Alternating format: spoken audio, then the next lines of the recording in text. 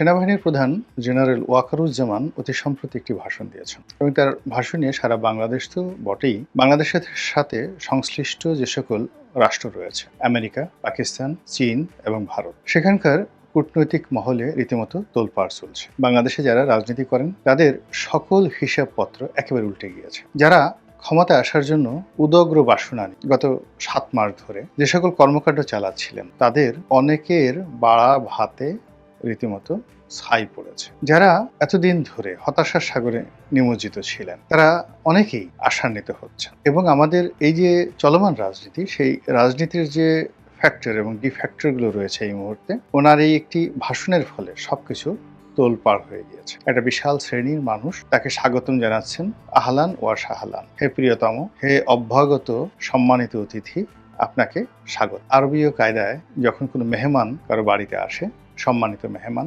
বুজুর্গায়ে দিন কিংবা পরিবারের একেবারে যিনি শেখ এবং শায়েক, এ ধরনের মানুষকে অভ্যর্থনা জানানোর জন্য আরব বেদুইন, আগে বেদুইন ছিল এবং এখন আরব শেখ যারা রয়েছেন তারা বাড়ির বাইরে বের হয়ে আসেন মূল ফটক। তারপর অতিথিকে জড়িয়ে ধরেন, চুম্বন করেন, আর তার আগে সবাই সম্মিলিত কণ্ঠে বলে ওঠেন আহলান ওয়া সাহলান। বাংলায় আমরা সাধারণত যেটিকে বলি স্বাগতম এবং ইংরেজিতে বলি welcome, you are most welcome. তো এখন এই যে বাংলাদেশে জনাব ওয়াকারুজ্জামানের যে ভাষণ, সেই ভাষণকে নিয়ে একদল এরকম আহলান ওয়া সাহলান বলছেন। অন্য গ্রুপ, সঙ্গত কারণে রাজনীতিতে গ্রুপ থাকে, এক গ্রুপ সমর্থন করলে প্রতিপক্ষ গালাগালি করবেই। তো যারা স্বাগত জানাচ্ছেন, কারা জানাচ্ছেন সেটা পরে বলবো।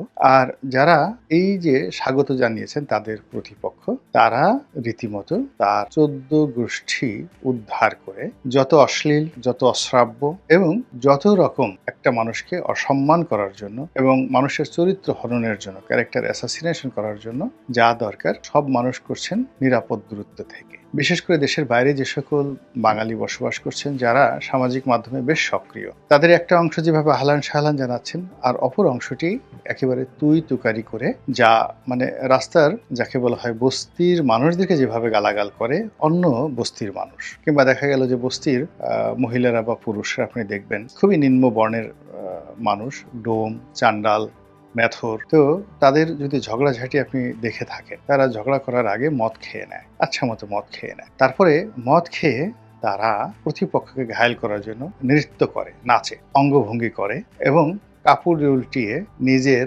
লজ্জাস্থান প্রতিপক্ষকে দেখিয়ে দেয়। এরকম আপনি ভিডিওতে অনেকগুলো ফুটেজ বাংলাদেশের, দেশের বাইরের আপনি দেখতে পাবেন। এভাবে অনেক মানুষ যারা ওয়াকারুজ্জামানের এই ভাষণ পছন্দ করছেন না, তারা তাকে মোরালি দুর্বল করার জন্য তাদের অ্যাঙ্গেল থেকে এরকম অশ্লীল এবং অশ্রাব্য অঙ্গভঙ্গি করে তাকে গালাগাল করছেন। আর যারা ভদ্রলোক তারা তাদের মতো করে দোয়া করছেন, সম্মান জানাচ্ছেন এবং বলছেন যে না, বাপের বেটা বটে। এই বাংলার ইতিহাসে একজন সেনাপতি আমরা পেয়েছি যিনি এই সময়টিতে নির্লোভ থেকে এখন পর্যন্ত তিনি অর্থ চুরি করেছেন, লোপাট করেছেন খুব বাংলাদেশ ইজিলি। কোনো একটি পক্ষের কাছে যদি জেনারেল ওয়াকারুজ্জামান একটি চাকরির জন্য দরখাস্ত করতেন বা কোনো একটি দরখাস্তের সুপারিশ করতেন, কোনো একটি ব্যবসার জন্য কাউকে সুপারিশ করতেন, কি না হলো এখন সমন্বয়কদের বিরুদ্ধে যেখানে মানুষ বলছে টু দি পয়েন্টে অমুকের বাবা এত কোটি টাকা দিয়ে বাড়ি কিনেছেন, অমুকে এই কয়দিনে এত কোটি টাকা করেছেন, এই কয়দিন হেলিকপ্টারে ভ্রমণ করেছেন, এখানে কোনো কিছু চাপা থাকে না। তো কাজেই জেনারেল ওয়াকারুজ্জামান যদি গত 7 মাসে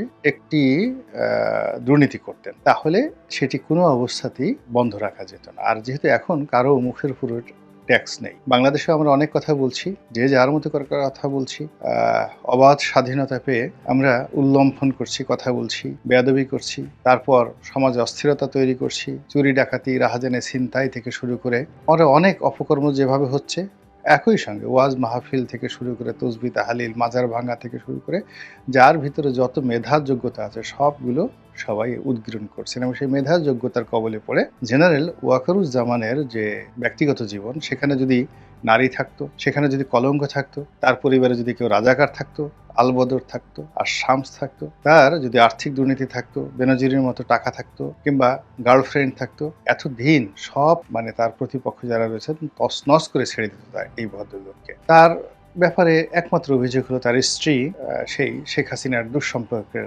আত্মীয়, মানে শেখ হাসিনার ফুফা ছিলেন তার শ্বশুর। তো সেই সুবাদে শেখ হাসিনার সঙ্গে তার আত্মীয়, তো সেই আত্মীয়তার বন্ধনে মুগ্ধ হয়ে তিনি এখনো পর্যন্ত শেখ হাসিনার জন্য একটি সিঙ্গেল কাজ করেছেন এরকম নজির দেখা যায়নি। বরং তিনি যে সাহস নিয়ে, নর্মালি বোঝার চেষ্টা করুন যে শেখ হাসিনার ব্যক্তিত্ব আর জেনারেল ওয়াকারুজ্জামানের যে বয়স এবং ক্যারিয়ার, সেখানে আসলে তিনি সেনাপ্রধান হলেও তার সামনে গিয়ে দাঁড়ানো কিন্তু এত সোজা বিষয় নয়। শেখ হাসিনা কিংবা শেখ খালেদা জিয়া, বেগম খালেদা জিয়া দুজনই বাংলাদেশের রাজনীতিতে এরকম একটা পরিবেশ পরিস্থিতি তৈরি করে ফেলেছেন যে তাদের কাছে গেলেই আপনাকে এক ধরনের সম্মান প্রদর্শন করতে হবে অন্তরন্তস্থল, অথবা তাদের আশেপাশে এরকম একটা পরিবেশ পরিস্থিতি থাকে আপনি সম্মান প্রদর্শন করতে বাধ্য। 2 নম্বর হলো আত্মীয় পরিজন হলে তো আরো সিরিয়াস অবস্থা, তাদের সামনে কথা বলাটাই ওই ধরনের নৈতিক সাহস হয় না, সাধারণত কারোর হয় না। তো সেক্ষেত্রে শেখ হাসিনার জমানাতে তিনি সেনাপ্রধান হয়েছেন, শেখ হাসিনা তার আত্মীয় এবং বংশের মুরব্বী, তো তার মতো মানুষের সামনে গিয়ে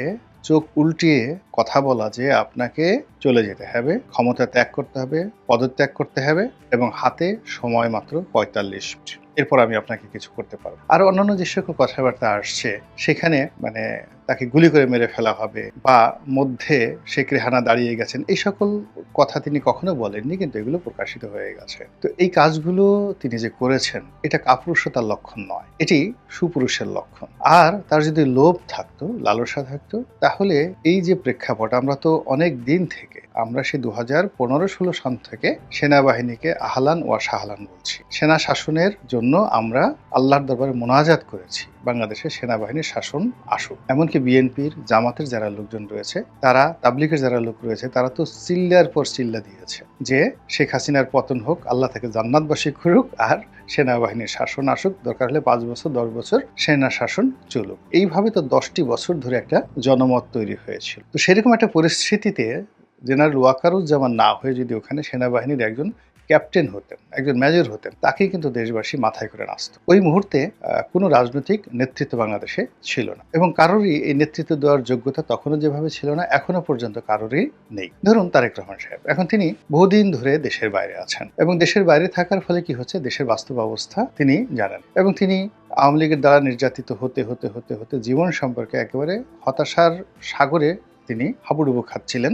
আগস্ট মাসে জামাতের আমির তিনি স্বপ্ন দেখতেন যে কখন আল্লাহ রাব্বুল আলামিন ডাক আসে, এই জীবনে এসে মরে যাওয়া অনেক অনেক ভালো। এইভাবে অন্যান্য যারা রাজনৈতিক দল, তারা কেউ বিএনপি হোক বা জামাত হোক, তারা আওয়ামী লীগকে মোকাবেলা করবে এইরকম শক্তি সামর্থ্য সবাই হারিয়ে ফেলেছিল। সাধারণ মানুষ প্রথম দিকে গালাগাল করত, পরে গালাগালি করার যে শক্তি সেটাও তারা হারিয়ে ফেলেছিল, তারা বোবা হয়ে গিয়েছে। ঠিক সেই সময়টিতে প্রকৃতি যে ঘটনা ঘটাল, it's a natural disaster for Sheikh Hasina and it's a natural, যাকে বলা হয় punishment for Awami League and natural gift, a নিয়ামত ফ্রম দ্য অলমাইটি আল্লাহ রাব্বুল আলামিন। এটাই বাস্তবতা। বাকি যারা বলছেন আমি মাস্টার মাইন্ড, অমুক মাস্টার মাইন্ড, হ্যাং করেছি, ত্যাং করেছি, এ সব কিছুই কথার কথা। এর কারণ হলো আমরা যারা এই বাংলাদেশে রাজনীতি করছি, সমস্ত কিছু উল্টো স্রোতে, সেই 2009 থেকে আজ অবধি উল্টো স্রোতে চলে আসছি। তো যার জন্য আমরা অনেক কিছু ক্লেম করি না, কোনো কিছু ক্লেম করার আমাদের দরকার হয় না, কিন্তু এই সমাজে ঘটে যাচ্ছে এরকম কোনো ঘটনা আমাদের দৃষ্টি এড়ায় না। যেহেতু কথা বলে আসছি, যদি ওইরকম কোনো মহাবীরকে দেখতাম